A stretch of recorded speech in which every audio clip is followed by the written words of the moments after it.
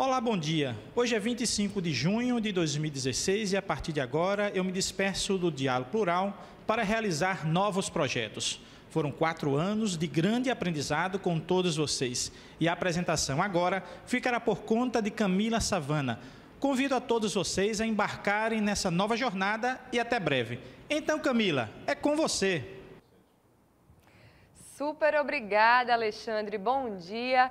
Obrigada por todo esse tempo, 4 anos que você esteve aqui à frente do nosso programa Diálogo Plural. E a gente agora vai começar. Agradeço primeiramente ao convite do Sinteste RN para fazer parte desse programa e estaremos juntos, claro, para continuar debatendo mais diversos temas de interesse público. E já vamos começar com o tema de hoje, sobre as medidas propostas no projeto de lei complementar 257 de 2016, cuja iniciativa é do Poder Executivo Federal. Em tese, tem como proposta estabelecer medidas de estímulo ao reequilíbrio fiscal.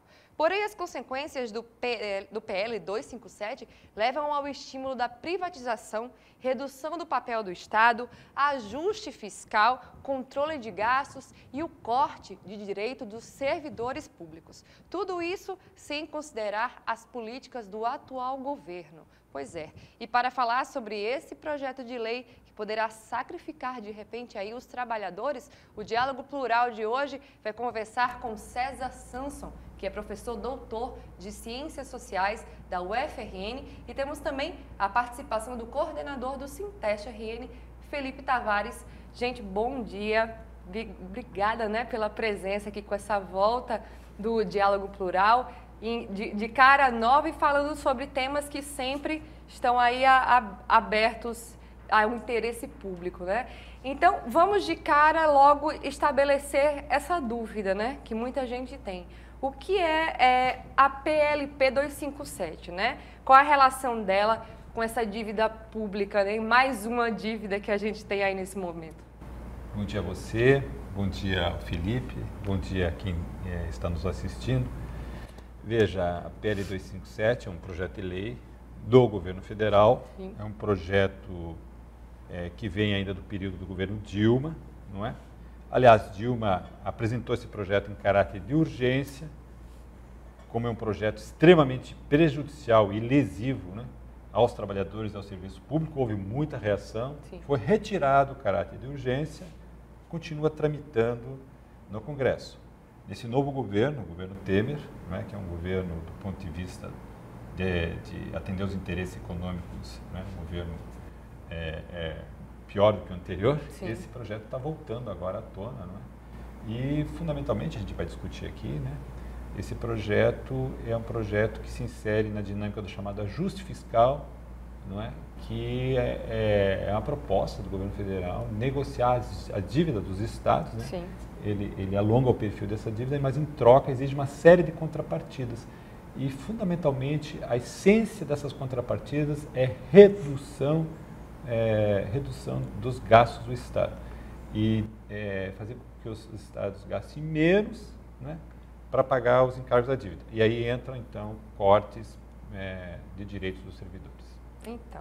Então houve um acordo, feito no final da década de 90, se eu não me engano, entre os governadores e União para que essa dívida, viesse a ser paga.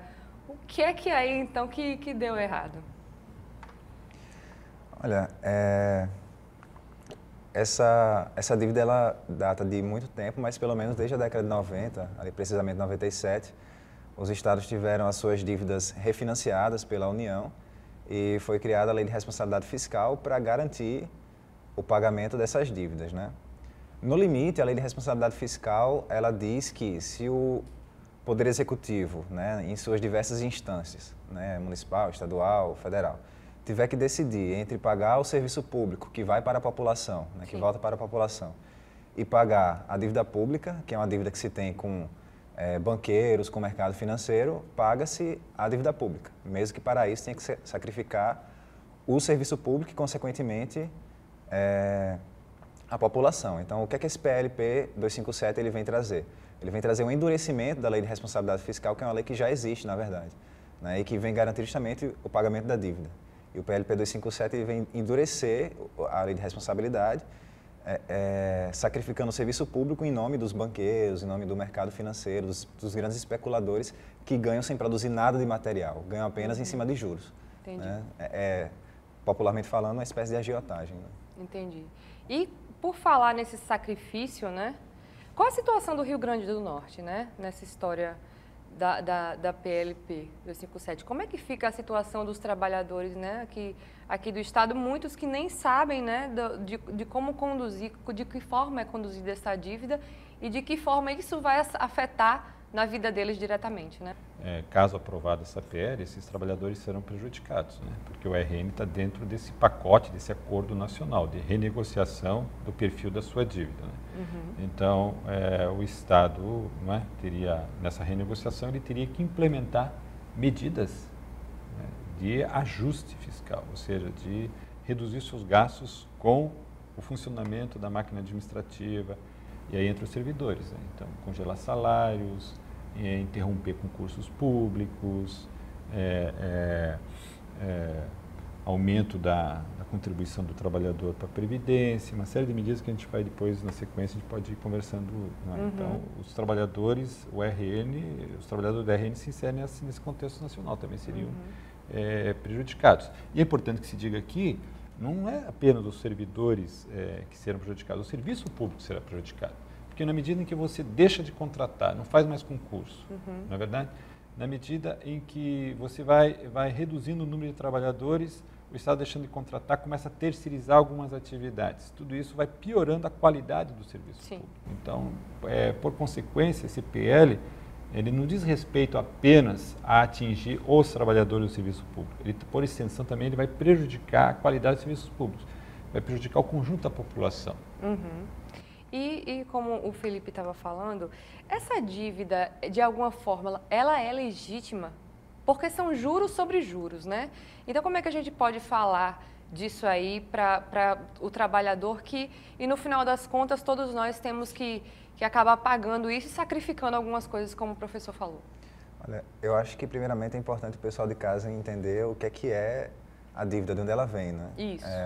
O Estado, ele não consegue, com todos os impostos, pagar o serviço público, ou pelo menos alega-se isso, né? Uhum. Que ele não consegue, com a soma das receitas, pagar o serviço público, então, por isso, ele se endivida, ele vende títulos, né? E aí eu pegaria o caso da União, vende títulos do Tesouro Nacional, e a rigor ele pegaria esse dinheiro e investiria no serviço público. Só que esses títulos, eles serão resgatados no futuro. E aí, nesse processo de resgate desses títulos, o Estado, ele paga juros. E aí ele paga um sistema de juros, como você bem explicou, de juros compostos, juros sobre juros, que segundo o Supremo Tribunal Federal, o STF, é ilegal, é ilegítimo, né? Então, nós sabemos que existem diversos componentes dessa dívida que são ilegais, como, por exemplo, né, o juro que se paga, que o Estado paga à União, é maior do que o juro que um empresário paga ao BNDES, que é um banco. Né? Então, nós temos praticamente um sistema de exploração entre entes federativos, que deveria ser inconstitucional. Então, é uma dívida completamente ilegítima e que precisa passar por um processo de auditoria, né? Para a gente saber o que é legal. É importante que se diga o seguinte, olha, que a população saiba isso. Hoje, do governo federal, do que ele arrecada, ele está gastando em torno de 45% do orçamento, vai para pagar os encargos da dívida, né? Para pagar os juros da dívida. Então, você veja, nós temos praticamente metade do orçamento público. E é uma dívida que nunca acaba, não é? Não, porque você só paga os juros, você não paga o montante da dívida. Né? Ela é um círculo vicioso, ela só vai aumentando. Mas veja, é extremamente perverso isso, porque é recursos, né, que você está tirando, né, do investimento em saneamento, saúde, educação, etc. e tal, e está pagando, não para rentista, etc. e tal. É importante que nós tenhamos claro isso. O presidente, aliás, o presidente do Banco Central e o ministro da Fazenda, o Meirelles e o Ilan Goldstein, um é do Itaú, outro veio de um grande banco, o Banco de Boston, que é o Meirelles. São os principais responsáveis pelo dinheiro público brasileiro. Não são homens, e são homens do sistema financeiro. Eles estão lá para garantir os recursos para o sistema financeiro. Né? Não, isso tem que ser explicitado, porque é disso que se trata esse PL, garantir o pagamento dos encargos da dívida pública para o sistema financeiro em detrimento do gasto público para a população. E dúvidas sobre esse assunto, né, não falta, principalmente nesse momento tão sensível que o Brasil está vivendo, né? A gente vai agora para um rápido intervalo, vamos dar uma pausa aqui no Diálogo Plural e no próximo bloco nós voltamos com mais perguntas e mais debate sobre esse assunto. Até já!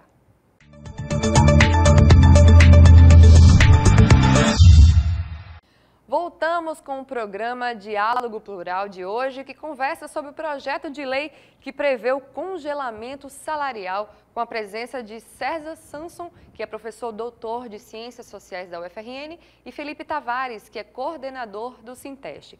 No bloco anterior, a gente estava respondendo aqui algumas perguntas, abrindo um debate, mas agora as perguntas vêm das ruas, tem várias pessoas com dúvidas sobre este assunto e nós vamos ver a primeira pergunta agora. Bem, eu sei que o PL 257 vem com muitas coisas aí que não é muito agradável para o servidor público. Então eu gostaria de saber se ela ia prejudicar os aposentados. Então aí, né? Vocês estão vendo que sempre vai ter, digamos que é sempre um lado negativo, né? As pessoas sempre, até nas perguntas, é sempre uma dúvida naquele movimento negativo em relação a essa dívida, né? Vamos então responder essa primeira pergunta em relação aos aposentados. Perfeito. Vai prejudicar os aposentados, sim, não é? Porque, veja, os aposentados, os ganhos deles, não é? As suas conquistas, estão vinculadas também aos ganhos de quem está na ativa. Então, toda perda de direito, de redução de salário, não é? Ou de perda de benefícios, de remuneração de benefícios complementares ao salário base, todas essas perdas para os servidores ativos, eles são extensivos aos aposentados, né? Logo, se houver alguma perda, e essas perdas que o PL propõe, inclusive, de possível revisão da remuneração variável do servidor, que são aqueles benefícios que eles têm, se houver revisão desses benefícios, né, e esses benefícios são extensivos a quem está aposentado, ele também terá uma perda. Então, o PL é extensivo aos aposentados. Então, há prejuízo também aos aposentados. Correto, Felipe? Você quer acrescentar alguma coisa? Sim. Na verdade, a gente precisa pensar que o PL ele não vem isolado. Sim. Ele faz parte de um conjunto de ataques que a gente poderia chamar genericamente de ajuste fiscal. E dentro desse processo de ajuste fiscal, sempre para pagar a dívida pública, né, está a reforma da Previdência, né? Então, não necessariamente a gente precisa pensar no PL, mas também pensar que o ajuste, isso faz parte do ajuste fiscal, que é algo maior, e dentro disso está a reforma da Previdência, né, que prevê um aumento da idade para a aposentadoria, prevê estabelecer uma idade mínima para se aposentar, e aí fala-se em 65 anos e fala-se em igualar homens e mulheres, né, o que nós entendemos como um prejuízo, já que Felipe, as mulheres... eu vou interromper você só um pouquinho, porque a próxima pergunta é exatamente sobre isso, sobre os benefícios, né, e essa questão dos aposentados. Vamos ver. Bom, a nossa maior dúvida, como de muitos e muitos servidores, é em relação a esses pontos e o tempo da aposentadoria. Muita gente vê a situação de ter já a idade de se aposentar e não tem o tempo de serviço, ou tem o tempo de serviço e não tem idade de se aposentar. Isso é complicado, né? Parece que cada vez mais está afunilando essa questão da aposentadoria, né? Ainda mais com uma dívida, e os aposentados tendo que contribuir também com a própria aposentadoria, como se já não bastasse a vida inteira contribuindo para descansar aí do teu trabalho de tanto tempo, né? Isso, então, o governo Dilma já vinha pensando isso, né? E o Temer pretende levar adiante, que é a reforma da Previdência, que é estabelecer uma idade mínima para se aposentar, e aí fala-se em 65 anos e igualar homens e mulheres, o que nós entendemos como um prejuízo, já que as mulheres têm a jornada dupla, às vezes tripla de trabalho, né? Trabalham no seu emprego, mas também em casa, estuda, então seria um prejuízo. A reforma da Previdência ela vem junto desse processo de ajuste fiscal.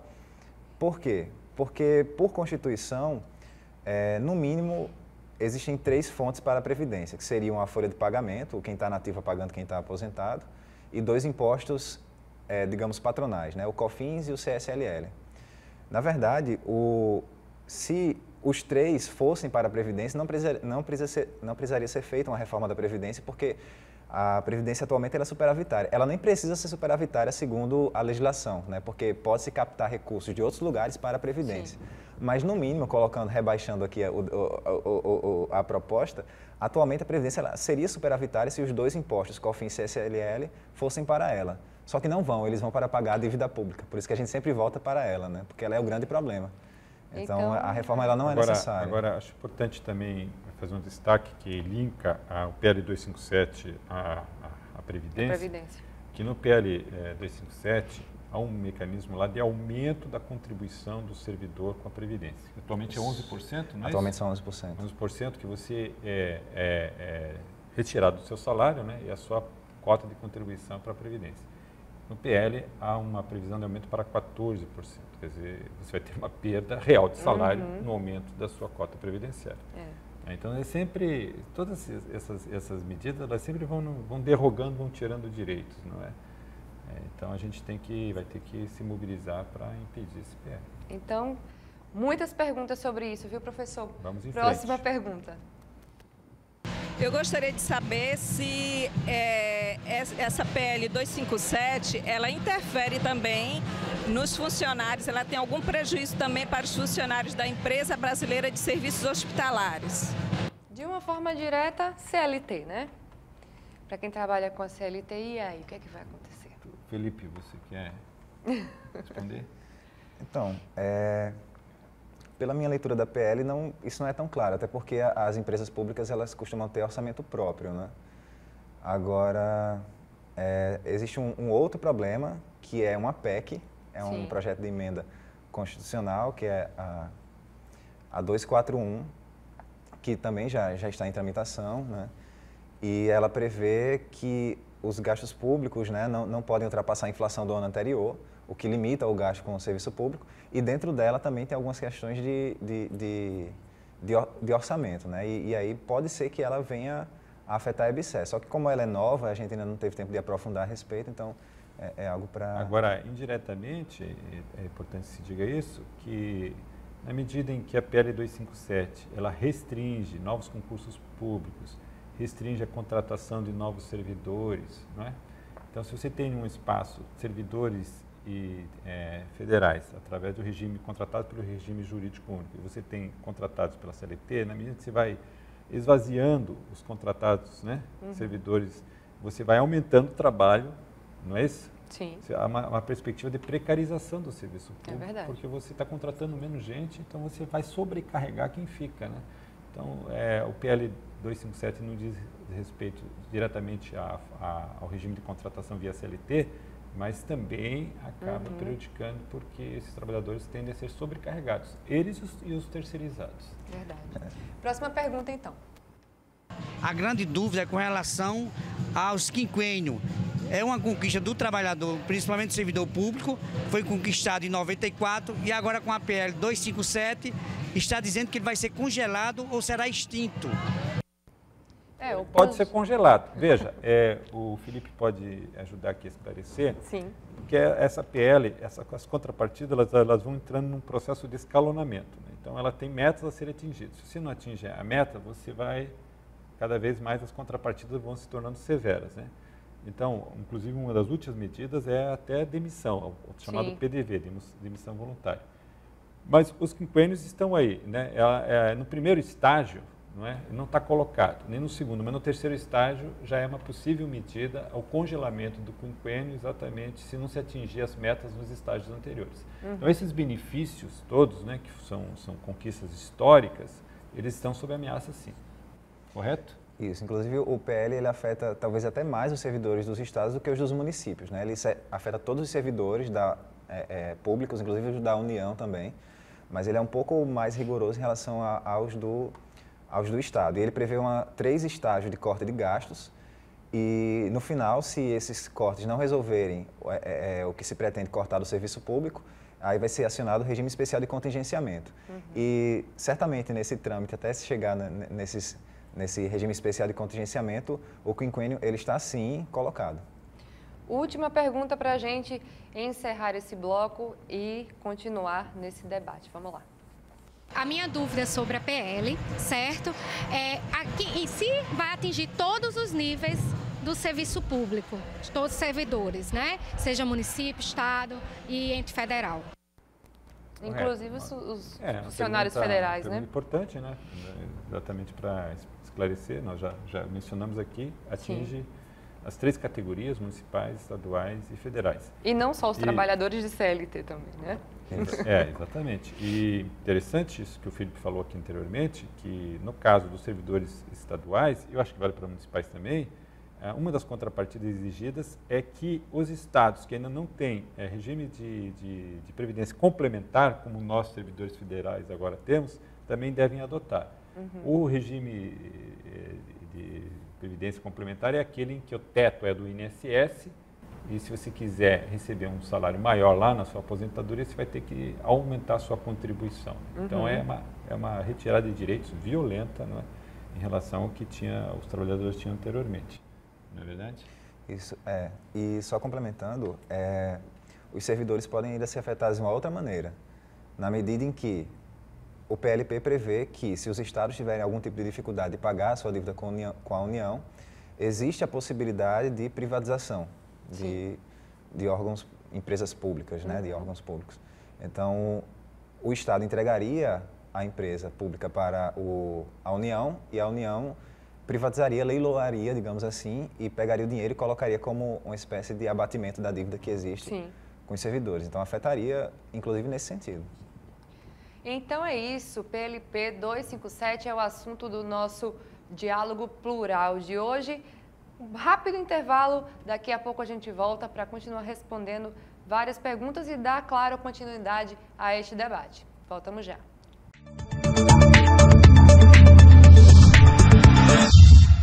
Estamos de volta com o programa Diálogo Plural de hoje, que conversa sobre o projeto de lei que prevê o congelamento salarial. E aqui conosco o César Sanson, que é professor doutor de Ciências Sociais da UFRN, e o Felipe Tavares, que é coordenador do Sinteste aqui do Rio Grande do Norte. Gente, a gente já respondeu várias perguntas, né?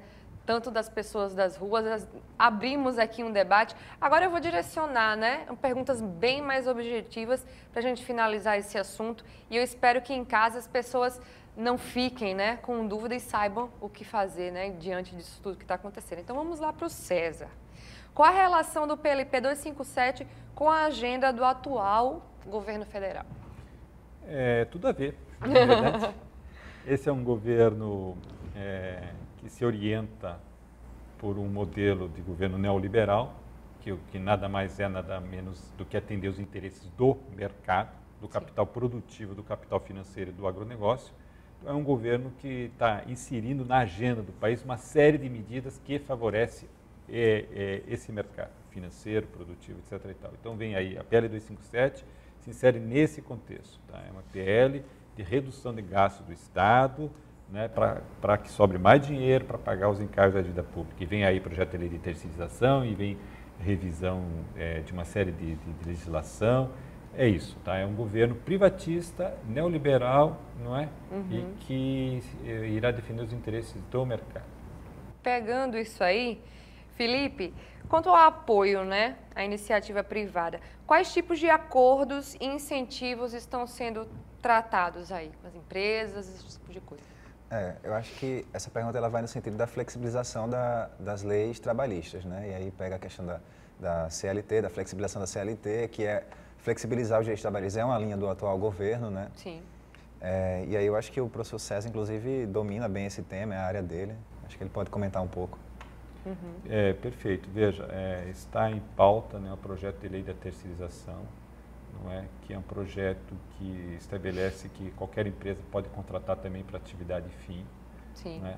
E a terceirização é importante que se diga, todo trabalhador terceirizado, ele trabalha mais, ganha menos, a rotatividade é maior e sofre mais acidentes de trabalho. Essa é uma das iniciativas E está cada vez mais frequente, né, professor? Cada vez mais frequente. Então, terceirização é precarização. E o governo está com um projeto de lei bem agressivo, né, para terceirizar tudo. Sim. Segundo, há um projeto de lei que também estabelece que, doravante, o negociado irá prevalecer sobre o legislado. Nós temos uma lei base que diz respeito ao direito dos trabalhadores, que é a CLT.